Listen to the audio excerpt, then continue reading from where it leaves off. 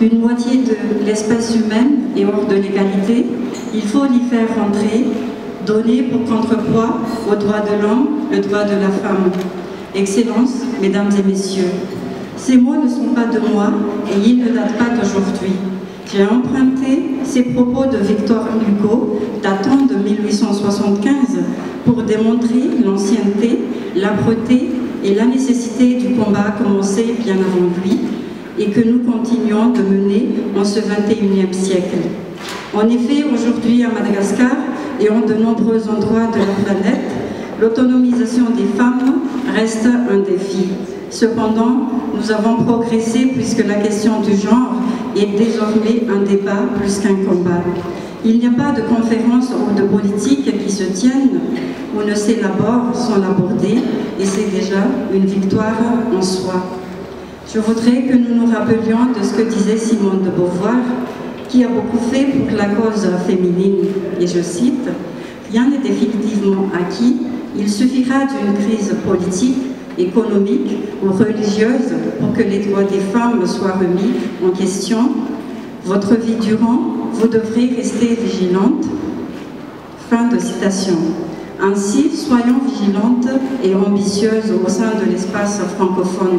Faisons nôtre l'objectif du panel de haut niveau de se fixer des priorités axées sur l'action pour autonomiser les femmes sur le plan économique. Allons au-delà de la réflexion et soyons davantage dans l'action. C'est pourquoi, à l'occasion de ce 16e sommet de la francophonie que nous avons l'honneur d'organiser ici à Madagascar, le panel de haut niveau, créé sous l'égide du secrétaire général des Nations Unies, nous réunit pour apporter notre contribution à un meilleur équilibre des composantes de l'humanité que sont l'homme et femme. À travers les résolutions de cette réunion, nous nous entendons à, premièrement, agir pour les instruments légaux de protection juridique et réformer des lois et règlements discriminatoires. Deuxièmement, agir pour la reconnaissance, la réduction et la redistribution du travail et des tâches domestiques non rémunérées. Troisièmement, agir pour constituer des actifs digitaux, financiers et immobiliers. Et enfin, agir pour améliorer les pratiques en matière d'emploi et d'approvisionnement.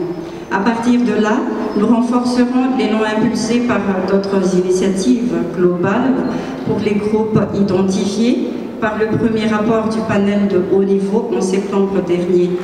Il s'agit des femmes exerçant dans l'informel, notamment dans l'agriculture et l'entrepreneuriat, mais il s'agit aussi de celles dont les activités sont normées, mais souvent peu reconnues, qu'elles soient ou non de l'espace francophone.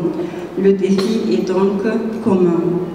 Je saisis cette occasion pour lancer un appel à tous les partenaires, y compris le secteur privé et les organisations de la société civile, à se donner la main pour initier des démarches innovantes qui puissent accélérer le processus d'autonomisation réelle des femmes.